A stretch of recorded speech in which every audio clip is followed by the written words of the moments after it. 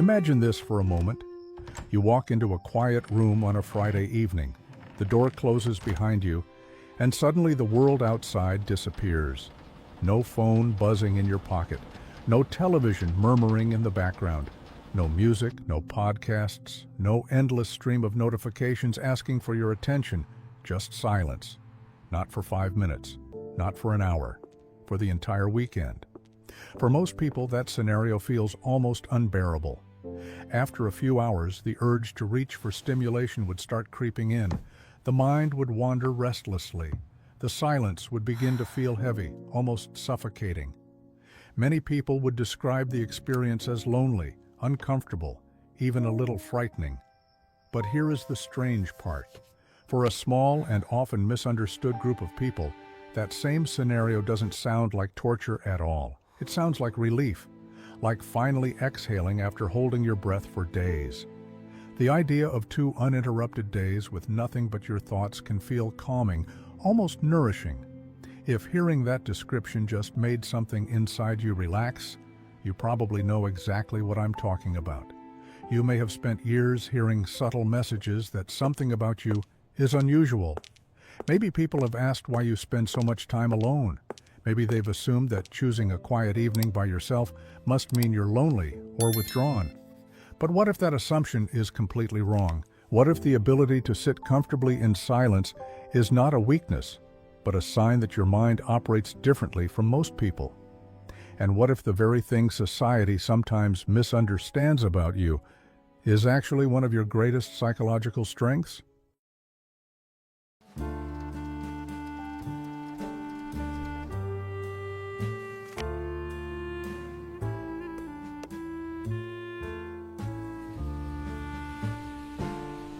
We live in a culture that is deeply uncomfortable with silence. Look around for a moment and you'll notice something strange about modern life. There is almost always noise filling the space around us. Music playing in the background of restaurants, televisions running, even when nobody is watching, podcasts streaming through headphones during a walk that used to be quiet. Our days are layered with constant stimulation, and it's not just sound.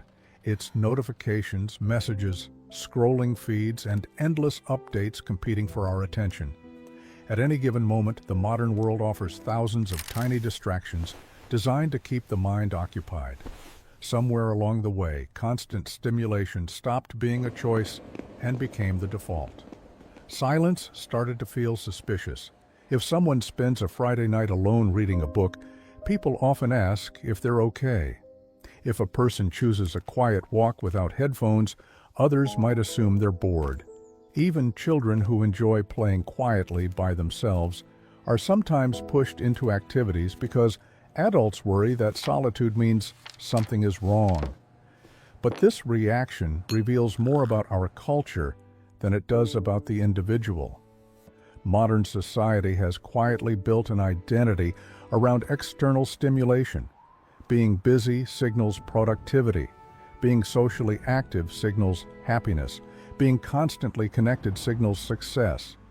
In a world like this, choosing quiet can look almost rebellious. Yet beneath all this noise lies an important psychological truth that many people overlook. The absence of stimulation is not the same as emptiness, and the absence of people is not always loneliness. To understand why some people thrive in solitude while others struggle with it, we have to make a distinction that most conversations about social life completely miss: the difference between loneliness and something very different called aloneness. At first glance, loneliness and being alone may look like the same thing. Both involve physical solitude. Both involve the absence of other people in the room. But psychologically, they are 2 completely different experiences. Loneliness is a state of emotional deficit. It is the painful feeling of wanting connection and not having it. When someone is lonely, silence feels heavy because it highlights what is missing. The mind searches for companionship, reassurance, or conversation, and when those things are absent, the quiet can feel almost unbearable. That is why loneliness is often described in physical terms. People say it feels like an ache, a hollow space, or a kind of emotional hunger. In many ways, loneliness is the psychological equivalent of starvation. The mind is craving something it needs but cannot access in that moment. Aloneness, however, is something very different. For people with a rich internal world, solitude does not feel like deprivation. It feels like fullness. Instead of silence revealing an empty space, it reveals an entire landscape inside the mind. Thoughts begin to unfold, memories surface, ideas connect with each other in unexpected ways. In that state, the mind becomes its own environment. You might replay a conversation from years ago and suddenly understand it differently. A random idea connects to something you read last week. A question leads to another question, and suddenly an hour has passed without you even noticing. To someone experiencing loneliness, silence feels like sitting alone at an empty table. But to someone comfortable with aloneness, silence feels more like sitting down at a banquet of thoughts, memories, and imagination. And that difference begins to reveal something important about how the brain itself works in moments of quiet. So what actually happens inside the brain when the world goes quiet? At first, it might seem like silence would cause the mind to slow down. With no conversations to follow and no tasks demanding attention, you might expect the brain to simply idle. But neuroscience tells a very different story. When you stop focusing on an external task, answering emails, talking to someone, watching a screen, your brain doesn't switch off. Instead, it activates a network of regions known as the default mode network, often called the DMN. This network becomes active when your attention turns inward. It is involved in processes like self-reflection, imagination, recalling personal memories, and mentally exploring possible futures. In other words, the default mode network is what allows the mind to wander through the landscape of your own thoughts. For some people, activating the DMN can feel uncomfortable. When external stimulation disappears, their internal environment may feel empty or restless. Without something happening outside, the mind struggles to find something engaging inside. That's why many people instinctively reach for their phone the moment a quiet moment appears, scrolling, checking notifications, filling the silence before it has time to settle. But brain imaging studies suggest that people who naturally enjoy solitude often experience something quite different. Their default mode network tends to show stronger baseline activity, meaning their internal thought processes remain vivid and active, even in stillness. When the room becomes quiet, their mind doesn't shut down. It becomes more alive. Ideas begin connecting to each other. A memory triggers a new perspective. A problem slowly unfolds into possible solutions. Thoughts move freely, exploring patterns and possibilities without interruption. In this state, silence is not empty space. It is cognitive freedom. Instead of depending on the outside world to provide stimulation, the brain begins generating its own stream of meaning and curiosity. And this constant internal activity explains why people with rich inner worlds are rarely bored when they are alone. If your mind becomes more active when the world grows quiet, you might recognize a few patterns in your own thinking that not everyone seems to share. People with a rich inner world often experience their thoughts in ways that feel vivid, layered, and constantly evolving. One of the most common signs is that your mind naturally replays conversations. Hours or even years after an interaction, you may find yourself revisiting what was said, noticing details you missed before, or understanding the emotional meaning behind someone's words in a completely new way. To others, that might look like overthinking. But for you, it often feels like the mind quietly processing and reorganizing experience. Another sign is frequent daydreaming. Your thoughts drift into imagined scenarios, philosophical questions, or creative ideas without needing any external trigger. A simple observation, a sentence in a book, a scene from a movie, even a random memory, can open an entire chain of reflection that lasts for minutes or hours. People with rich inner worlds also tend to connect ideas that seem unrelated. A documentary you watched last week might suddenly connect with a conversation from years ago. A random question turns into a deeper curiosity about how people think, behave, or change over time. Your mind enjoys building patterns out of fragments. Because of this constant internal activity, boredom often feels unfamiliar. Even in an empty room, the mind rarely feels blank. There is usually another thought forming, another perspective emerging, another idea waiting to unfold.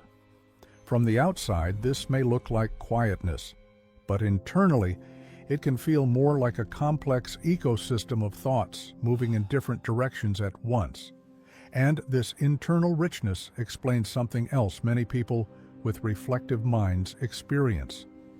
When your thoughts are already operating at this level of depth, certain types of social interaction can feel surprisingly exhausting.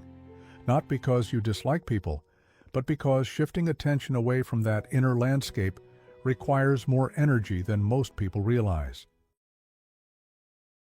If you've ever left a social gathering feeling strangely exhausted, even when nothing particularly stressful happened, you're not alone. For many people with rich inner worlds, social interaction carries a kind of hidden cognitive cost that others rarely notice. The reason lies in how attention works. When you are alone, your mind moves freely through your own thoughts. Ideas unfold naturally, one leading to another without interruption. Your internal dialogue runs continuously, exploring memories, questions, and possibilities. But the moment you enter a conversation, that internal process has to pause. To engage with another person, your brain must redirect attention outward. You track their words, their tone, their facial expressions. You predict what they might say next. You organize your own response while still listening. All of this happens simultaneously and requires a surprising amount of mental energy. For someone whose internal world is usually active and complex, this shift can feel like forcing a powerful engine to idle. Your mind is used to exploring layered ideas, but in many social settings, especially casual ones, the conversation operates on a much simpler level. This is why small talk can feel particularly draining. Conversations about the weather, office gossip, or daily routines often move slowly and predictably. They don't engage the deeper parts of the mind that normally keep you mentally stimulated. So the experience becomes paradoxical. Your intellect feels understimulated, while your nervous system feels overstimulated from managing the interaction. It's important to understand that this reaction doesn't mean you dislike people. In fact, many reflective individuals value meaningful relationships deeply. They simply prefer conversations that explore ideas, emotions, and perspectives rather than staying on the surface. And when those deeper conversations do happen, something interesting changes. Instead of draining energy, the interaction can suddenly feel energizing. Because for a mind that thrives on depth, connection becomes fulfilling not through constant interaction, but through meaningful exchange. When the mind is given enough quiet space, something remarkable begins to happen. Thoughts that normally remain scattered start organizing themselves. Ideas that once seemed unrelated slowly connect. Questions deepen into insight. This is one of the hidden powers of solitude. Creativity rarely appears in moments of constant noise. It tends to emerge in the spaces where the mind is allowed to wander without interruption. When external stimulation fades, the brain begins to explore its own patterns more freely. Memories combine with imagination, past experiences connect with future possibilities, and entirely new ideas begin to take shape. Many people have experienced this without realizing it. A solution to a problem suddenly appears during a quiet walk. A creative idea emerges while staring out the window. A new perspective arrives in the middle of a long shower. These moments are not accidents. They happen because the mind finally has room to think. In silence, the brain is no longer reacting to the outside world every few seconds. Instead, it begins constructing something from within. Concepts are explored more deeply. Complex problems are examined from multiple angles. Even emotions become easier to understand when they are not drowned out by constant distraction. This is why solitude has played such a powerful role in creativity throughout human history. Writers, scientists, philosophers, and artists have often relied on long stretches of quiet time to allow their ideas to develop fully. Solitude is not simply the absence of people, it is the presence of uninterrupted thought. And when the mind is given that kind of space, it becomes capable of exploring ideas that might never surface in a world filled with constant noise. In today's world, attention has become one of the most valuable resources a person can possess. Every day, countless apps, videos, and notifications compete for a few seconds of your focus. The modern digital environment is carefully designed to keep the mind moving from one stimulus to the next. As a result, sustained concentration has become increasingly rare. Many people struggle to focus on a single task for more than a few minutes before the impulse to check a phone or switch activities appears. But for individuals who feel comfortable spending time alone, this environment creates an unexpected advantage. Because they are already accustomed to silence and internal reflection, they often find it easier to enter a mental state that psychologists and productivity researchers describe as deep work. Deep work is the ability to concentrate fully on a cognitively demanding task without distraction. In this state, the mind becomes intensely focused, filtering out unnecessary stimuli while directing all of its energy toward solving a problem or developing an idea. When this happens, something powerful occurs. Hours can pass while working on a project, reading, writing, or thinking through a complex question, yet the effort does not feel draining. Instead, the mind enters a state of flow where concentration becomes almost effortless. In a culture that rewards constant connectivity, the ability to sit quietly and think for long periods is increasingly rare. But for those who are naturally comfortable with solitude, that ability can become a significant cognitive advantage.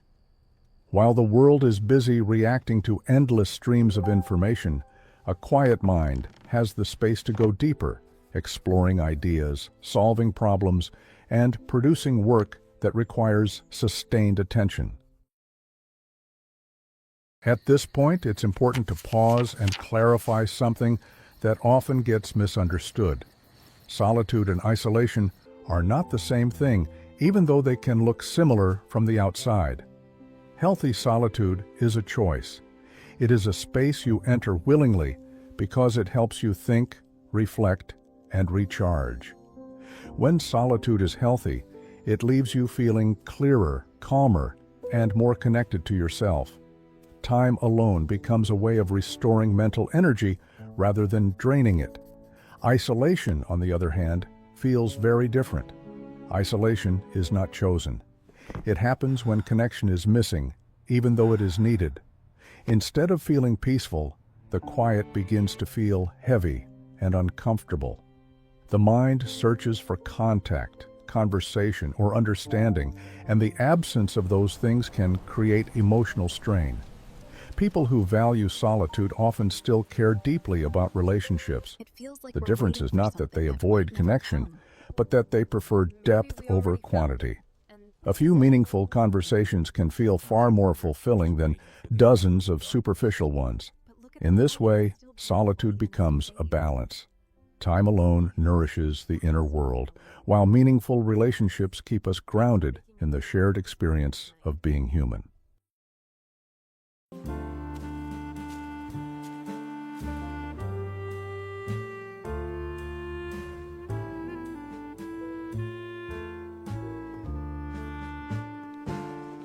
So if you recognize yourself in these patterns, the comfort with silence, the constant flow of thoughts, the need for time alone to recharge, there is something important to understand. None of this means that something is wrong with you. For a long time, society has quietly suggested that the ideal person is always outgoing, always connected, always surrounded by activity. But human minds are not all designed the same way. Some people draw their energy from external interaction, while others draw it from reflection, imagination, and deep thinking. If you are someone who can sit alone with your thoughts without feeling restless, that is not a weakness. It means your mind has developed the ability to generate meaning from within. You are less dependent on constant stimulation because your inner world already provides complexity, curiosity, and depth. In a world that grows louder and more distracted every year, the ability to be comfortable in silence is becoming increasingly rare, and rarity often carries its own kind of strength. If this video helped put words to something you've felt for a long time, I'd love to hear your experience. What does your perfect day of solitude look like? Share it in the comments below. And if you enjoy exploring the deeper psychology of the human mind, consider subscribing to the channel so you don't miss the next conversation. Thank you for watching.